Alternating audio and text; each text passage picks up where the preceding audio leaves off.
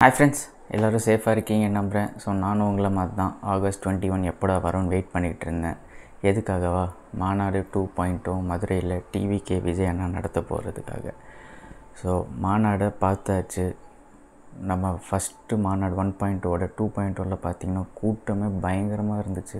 இத்தனைக்கும் ஒரு வீக் டேஸில் இவ்வளோ கூட்டம் இருந்திருக்கு. அண்ட் அந்த மதுரையில் எங்கே நடந்துச்சோ அந்த இடத்த சுற்றி இருக்கிற ஸ்கூல்ஸுக்குமே இப்போ லீவ் விட்டுருந்துருக்காங்க. ஏன்னா டிராஃபிக் கண்ட்ரோல் பண்ண முடியாதுன்ற ஒரு காரணத்துக்கு. அதுவும் பாருங்கள் எவ்வளோ கூட்டம். ஒர்க்கிங் எல்லாருமே அவங்கள லீவ் போட்டு விஜய் அண்ணா ஒன் மேனுக்காக வந்திருக்காங்க. உண்மையிலே ஒரு பெரிய விஷயந்தான். ஸோ இதெல்லாம் பார்த்து கவர்மெண்ட்டுக்கு கண்டிப்பாக ஒரு பயம் வந்திருக்கும் தான். என்னவாவா, யாரும் இப்படி எக்ஸ்பெக்ட் பண்ணியிருக்க மாட்டாங்க. அவுட் ஆஃப் த சிலபஸ் திடீர்னு விஜய் அண்ணா உள்ளே வருவாங்க அண்ட் இப்படி பூந்து கலக்குவாருன்ற மாதிரி. அண்ட் சரியான அடி, வார்த்தைக்கு வார்த்தை எல்லாமே க்ளீன். நம்மளுக்கு என்னென்ன டவுட்ஸ் இருந்துச்சோ கிளியராக சொல்லிட்டார். டிஎம்கே அதுக்கப்புறம் பிஜேபி இவங்க தான் நம்மளுக்கு எனிமி. அண்ட் அதே மாதிரி இவங்க எந்த கட்சியோட டைப்பில் இருக்க போகிறதில்லை. ஏன்னா எல்லாருக்குமே இன்டைரக்டாக ஒரு குத்திட்டார்.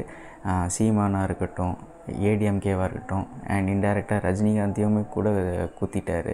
ஸோ ஒரு பவர் பேக்டு ஒரு ஸ்பீச்சு. அண்ட் புதுசாக இப்போ நம்மளுக்கு ஒரு டேர்ம் கிடச்சிருக்கு, ஸ்டாலின் அங்கிள். வார்த்தைக்கு வார்த்தை விஜய் அண்ணா பார்த்திங்கன்னா ஸ்டாலின் அங்கிள் தான் சொல்லிட்டுருந்தார். ஸ்ட்ரெயிட் அட்டாக் தான். இந்த இன்டைரக்டாக சுற்றிலாம் பேச தெரியாது அண்ணாவுக்கு. அதே மாதிரி கரெக்டாக ப்ரூவ் பண்ணி காட்டிட்டார். எது இருந்தாலுமே செயல் அப்படின்னு சொல்லிட்டார். அந்த ஃபஸ்ட்டு மாநாட்டில் சொல்ல மாதிரி தான் இப்போவுமே. அண்ட் இந்த வாட்டி அவங்க அந்த டூட்டுக்குரினுக்கு வந்தப்போ, அந்த ஸ்டெர்லைட் பிரச்சனை அப்போ வந்தப்போ, அந்த ஒரு ஸ்னோலின்னு ஒருத்தவங்க இறந்து போயிட்டாங்க. அவங்க பற்றியெல்லாம் கூட டாக்ஸ் பண்ணியிருந்தார்.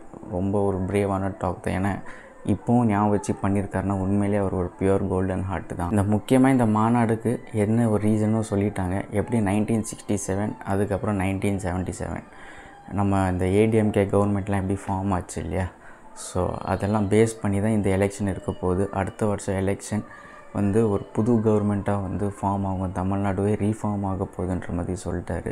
ஒரு kind request to Tamil people என்னென்னா, இன்க்ளூடிங் மீ தான், லேட்டாக தான் ரெக்கக்னைஸ் பண்ணேன். எப்படி நம்ம கேப்டன் விஜயகாந்த் சாரை நம்ம மிஸ்யூஸ் பண்ணிட்டோமோ அதே மாதிரி விஜய் அண்ணாவும் பண்ணக்கூடாது.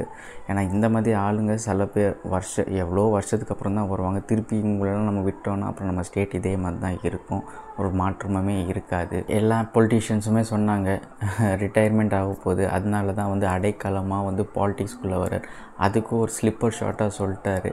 நான் எந்த ஒரு ரீசனுக்காகவும், அதாவது சினிமா ரிட்டையர்மெண்ட் அந்த ரீசனுக்காகலாம் வரல, நான் ஃபுல் அண்ட் ஃபுல் மக்களுக்காக தான் சேவை செய்ய போகிறேன்றதே கிளியர் ஷார்ட்டாக மூஞ்சில் அடித்த மாதிரியே சொல்லிட்டார் எல்லாருக்குமே. அதே மாதிரி நம்மளுக்கு இருந்த டவுட்டு தான் எல்லாருக்குமே டவுட்டு. அண்ட் விஜய் அண்ணாவுக்குமே அதான் டவுட்டு. டிஎம்கே அந்த 1000 crores டாஸ்மாக் கேஸில் மாட்டினப்போ உடனே போய் பிஎம்ஐ பார்த்தாரு. அப்புறம் அந்த கேஸ் பார்த்திங்கன்னா அப்படியே சால்வும், அதை பற்றி டாக்ஸ் இல்லை, கரெக்டாக அழகாக வெளில திருப்பி காட்டிட்டு போயிட்டார் என்னெல்லாம் இப்படிலாம் பாலிடிக்ஸ் நடக்குதுன்றதை. ஸோ என்றைக்குமே அவர் மறக்காதது.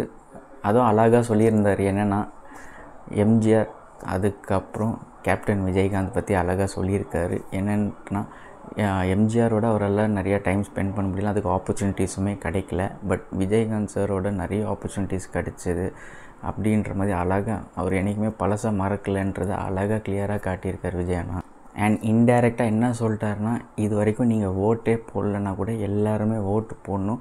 அது எப்படி போடணுன்னா எல்லா தொகுதியிலையுமே விஜய் அண்ணா தான் நிற்கிறாருன்ற மாதிரி. இப்போ ஃபார் எக்ஸாம்பிள் மதுரையிலே நிறைய ஊர் இருக்கு இல்லையா, அதையும் சொல்லி காட்டியிருக்கார். திருமங்கலம்னா விஜய் அப்படின்ட்டு, உசிலம்பட்டினா விஜய். ஸோ இந்த மாதிரி எல்லாருமே ஓட்டு போடணும். அண்ட் டிவிக்கே மைண்டில் வச்சு தான் போடணுன்ற மாதிரியும் சொல்லிவிட்டு போயிட்டே இருந்துட்டார். அதுவும் அழகாக சொல்லியிருந்தார். எல்லாருமே நம்ம இந்த ஃபஸ்ட்டு மாநாடு முடிச்சோன்னே சொன்னாங்க, இவன் சினிமாக்காரன் அரசியல்னா உடனே உட்காந்துருவானான்ட்டு. அதுக்கும் சொல்லியிருக்காரு. காமராஜரை தோக்கடித்ததும் ஒரு அரசியல்வாதி தான் அப்படின்ற மாதிரி. ஸோ சினிமாக்காரன் அப்படிலாம் கிடையாது, அரசியலுக்குள்ளே வந்தாச்சுன்னா ஒன்லி பொலிட்டிஷியன் தான். அதையும் மூஞ்சில் அடித்த மாதிரி சொல்லிட்டு போயிட்டே இருந்துட்டார். இப்போ இதுக்கப்புறம் மாநாடு முடிஞ்சிருச்சு. நாளைக்கு பார்த்தோன்னா சீமானாக இருக்கட்டும், இல்லை ஸ்டாலின் அங்கிளாக இருக்கட்டும், ஏடிஎம்கேவாக இருக்கட்டும், பிஜேபியாக இருக்கட்டும், அண்ட் வயிற்றுச்சல்லே இருப்பாங்க. என்னடா ஓப்பனாக எல்லோரையும் உடச்சி விட்டு போயிட்டான்னு. நாளைக்குலேருந்துலாம் பாருங்கள் எப்படி நடக்க போகுதுன்ட்டு. நியூஸ் ஃபுல்லாக விஜயனை தாக்கி தான் இருக்கும். அண்ட் அதுக்காகலாம் ஒரு பதில் சொல்லவே வரலன்ற மாதிரியும் சொல்லிட்டாரு. ஸோ ஓகே, நல்லபடியாக ஒரு மாநாடு 2.0 முடிஞ்சுது. உங்களுக்கு எப்படி தோணுச்சுன்றது நீங்கள் கமெண்ட் செக்ஷன் போடுங்கள். அடுத்த மாநாடு எப்போன்ற அளவுக்கு நான் இப்போ வெயிட் பண்ணிகிட்ருக்கேன். நீங்களும் அதை வெயிட் பண்ணிட்டுருந்தீங்கன்னா அந்த எக்ஸ்பெக்டேஷனையும் உங்கள் என்னோடய கமெண்ட் செக்ஷனில் போடுங்க. அதை நான் பார்த்து தெரிஞ்சுக்கிறேன். தேங்க்யூ.